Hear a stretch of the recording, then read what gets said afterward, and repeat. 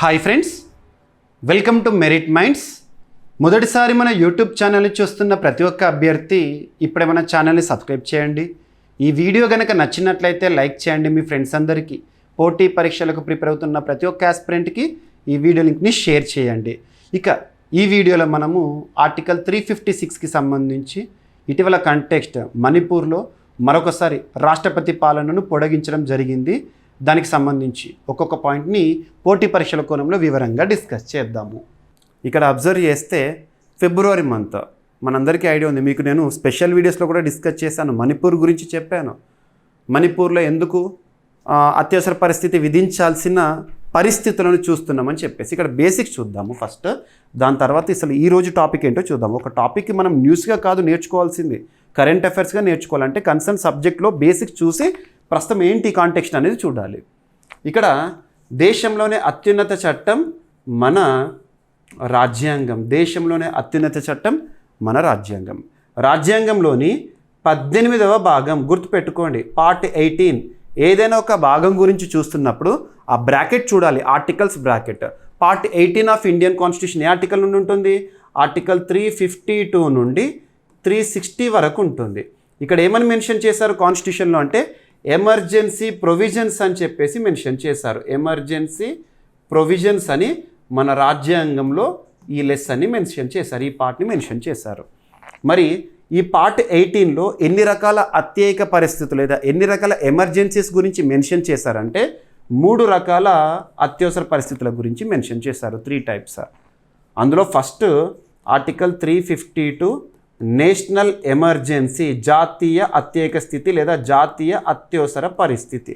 జాతీయ అత్యవసర పరిస్థితి ఇప్పటివరకు భారతదేశంలో 3 సార్లు విధించారు. చివరిసారి ఎప్పుడు అంటే దోస్ బ్లాక్ డేస్ అని చెప్పేసి మనం రీసెంట్గా చూసాము. జూన్ 25 రోజున స్పెషల్గా మనం డిస్కస్ చేసాము. Those black days in Indian history, భారతదేశ చరిత్రలో చీకటి రోజులు అని చెప్పేసి మొట్టమొదటిసారి జాతీయ అత్యవసర పరిస్థితిని అంతర్గత కారణాలను చూపుతూ అప్పుడు ఇందిరాగాంధీ ప్రభుత్వ సిఫార్సు మేరకు విధించడం జరిగింది. అలాంటివి చూసాం మనం. ఓకేనా? ఇప్పటివరకు నేషనల్ ఎమర్జెన్సీ 3 సార్లు విధించారు ఆర్టికల్ 352ని. ఇకపోతే ఆర్టికల్ 356 కాన్స్టిట్యూషనల్ ఎమర్జెన్సీ అనాలి, రాజ్యాంగ అత్యవసర పరిస్థితి అనాలి. లేదంటే వాడుక భాషలో మనం రాష్ట్రపతి పాలన అంట. వాడుక భాషలో రాష్ట్రపతి పాలన లేదా ప్రెసిడెంట్స్ రూల్ అని చెప్పేసేసి రాజ్యాంగంలో ఎక్కడ కూడా లేదు. ఏ పేరుతో మెన్షన్ చేశారు? రాజ్యాంగ అత్యవసర పరిస్థితి, కాన్స్టిట్యూషనల్ ఎమర్జెన్సీ అని మెన్షన్ చేశారు. ఇక థర్డ్ టైప్ ఆర్టికల్ 360, ఇది ఫినాన్షియల్ ఎమర్జెన్సీ, ఆర్థిక అత్యవసర పరిస్థితి. ఇప్పటివరకు భారతదేశంలో అసలు విధించని అత్యవసర పరిస్థితి ఏదన్నా ఉందా అంటే మనకు ఆర్టికల్ 360. నేషనల్ ఎమర్జెన్సీ ఆర్టికల్ 352 ఏమో ఇప్పటి వరకు 3 సార్లు, ఆర్టికల్ 356 ఏమో మోర్ దెన్ 100 టైమ్స్. సంఖ్య కూడా అవసరం లేదు, మోర్ దెన్ 100 టైమ్స్ అని గుర్తుపెట్టుకోండి. ఇక ఆర్టికల్ 360 నన్, ఇప్పటి వరకు విధించలేదు. మరి ఈ 3 గురించి మీకు ఇంట్రొడక్షన్ ఇచ్చాను. ప్రస్తుతానికి మనకు కావాల్సింది ఆర్టికల్ 356. ఆర్టికల్ 356 ఇది మనకి ఎగ్జామినేషన్ పాయింట్ ఆఫ్ వ్యూలో క్వశ్చన్గా చూడొచ్చు, ఎందుకంటే ఈ టాపిక్తో లింక్ ఉంది. అది మణిపూర్లో రాష్ట్రపతి పాలనని పొడిగించడం జరిగింది. ప్రస్తుతం పార్లమెంట్ సమావేశాలు జరుగుతున్నాయి కదా. జూలై 21, 2025 నుండి పార్లమెంట్ సమావేశాలు ప్రారంభమైనాయి. ఆ పార్లమెంట్ సమావేశాల్లో ఈ పొడిగింపుకు సంబంధించిన తీర్మానాన్ని ప్రవేశపెట్టారు. సింపుల్ మెజార్టీతో యాక్సెప్ట్ చేశారు. మరొక 6 నెలల పాటు పొడిగింపు అనేది చూస్తాము, ఆగస్టు నుండి మళ్ళీ ఫిబ్రవరి వరకు. ఓకేనా? సో ఇక్కడ అబ్జర్వ్ చేస్తే మరి భారతదేశంలో ఏదైనా ఒక రాష్ట్రంలో కానీ ఒక ప్రాంతంలో కానీ ఆర్టికల్ 356ని విధించాలంటే కారణాలు ఏం చెప్పొచ్చు అంటే, ఒకటి ఆర్టికల్ 355 ఆధారంగా, ఆర్టికల్ 355 ఆధారంగా బాహ్యంగా అంటే విదేశాల నుండి కానీ లేదా అంతర్గతంగా కానివ్వండి ఏదైనా ఒక రాష్ట్రం పైన దాడులు జరిగే పరిస్థితి లేదా అక్కడ అంతర్గత పరిస్థితులు బాలేనప్పుడు ఒక కారణం. నెక్స్ట్ వచ్చేసి ఆర్టికల్ 365 ఆధారంగా కేంద్ర ప్రభుత్వం జారీ చేసే మార్గదర్శకాలను ప్రతి రాష్ట్రం కూడా పాటించాల్సిందే తప్పనిసరిగా. మరి పాటించినప్పుడు article 365 will lead to article 356. గుర్తుంచుకోండి, ఆర్టికల్ 365 ఆర్టికల్ 356కి దారి తీయచ్చు. ఓకేనా? ఇక ఇది పోను ఇంకా కొన్ని కారణాలు. రాష్ట్రంలో అంతర్గత పరిస్థితులు బాగాలేనప్పుడు, అంటే ఏంటంటే లా అండ్ ఆర్డర్ ఫెయిల్యూర్, శాంతి భద్రతల సమస్య ఏర్పడినప్పుడు. నెక్స్ట్, రాష్ట్రంలో ప్రభుత్వాలు తరచూ పడిపోతున్నప్పుడు అంటే ముఖ్యంగా అలయన్స్ గవర్నమెంట్లు ఏర్పాటైనాయి అనుకోండి, ఏదైనా ఒక రాష్ట్రంలో ఏదైనా ఒక పార్టీ బయటకు వచ్చినప్పుడు ఆ రాష్ట్రంలో మైనారిటీ గవర్నమెంట్ అనేది ఏర్పడుతుంది. సో అటువంటి పరిస్థితుల్లో ప్రభుత్వంగా కొనసాగడానికి అర్హత ఉండదు. సో తరచూ ప్రభుత్వాలు వీగిపోతున్నప్పుడు లేదా అసలు ప్రభుత్వమే ఏర్పాటు కానప్పుడు ఆర్టికల్ 356ని విధించవచ్చు. ఇలాంటి కారణాలను మనం చెప్పవచ్చు. నెక్స్ట్, మరి ఆర్టికల్ 356ని విధించే అధికారం ఎవరికి ఉంటుంది? రాష్ట్రపతికి ఉంటుంది. ఎమర్జెన్సీ ప్రొవిజన్స్ అన్నీ కూడా ఎవరికి కల్పించబడిన అధికారాలంటే రాష్ట్రపతి గారికి కల్పించబడిన అధికారాలు. రాష్ట్రపతి దేశంలోనే అత్యున్నత పదవి లేదా కాన్స్టిట్యూషనల్ హెడ్ అంటాము. గుర్తుపెట్టి రాష్ట్రపతి గారు విధిస్తారు.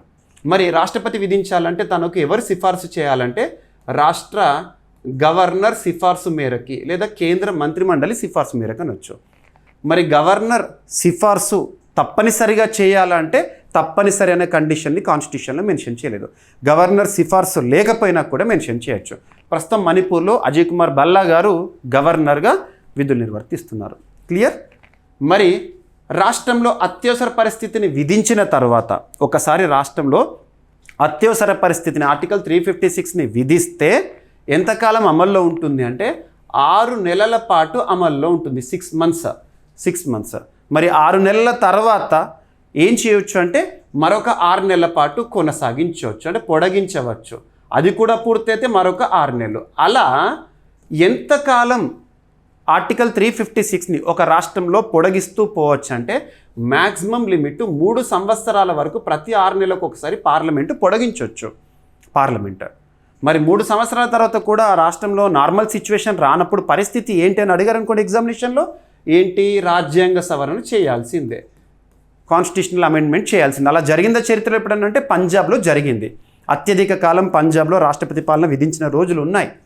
అక్కడ పరిస్థితి ఖలిస్తానీ మూమెంట్ అటువంటి రకరకాల పరిస్థితి, ప్రస్తుతానికి అది అప్రస్తుతం. ఓకేనా? మరి ఇప్పటి వరకు ఆర్టికల్ 356ని భారతదేశంలో అత్యధిక సార్లు ఏ రాష్ట్రంలో విధించారంటే మణిపూర్లో ఇప్పటికీ 11th టైం. సెకండ్ పొజిషన్లో యూపీ ఉంది 10 times. మరి ఒక రాష్ట్రంలో అత్యవసర పరిస్థితిని విధిస్తున్నాను అని చెప్పేసి రాష్ట్రపతి ప్రకటించిన తర్వాత అఫీషియల్గా లెటర్ ప్రకటించిన తర్వాత దాన్ని పార్లమెంట్ ఆమోదించాలి. ప్రొసీజర్ పార్లమెంట్ ఆమోదించాలి. పార్లమెంట్లో ఉభయ సభలు కూడా ఆమోదించాల్సి ఉంటుంది.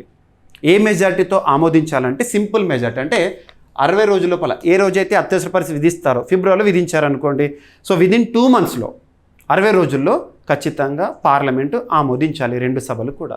అలా ఆమోదిస్తే 6 నెలల పాటు కొనసాగుతుంది. అలా పొడిగించాలంటే కూడా మళ్ళీ సేమ్. ఓకేనా? ఈ విధంగా కొనసాగుతుంది.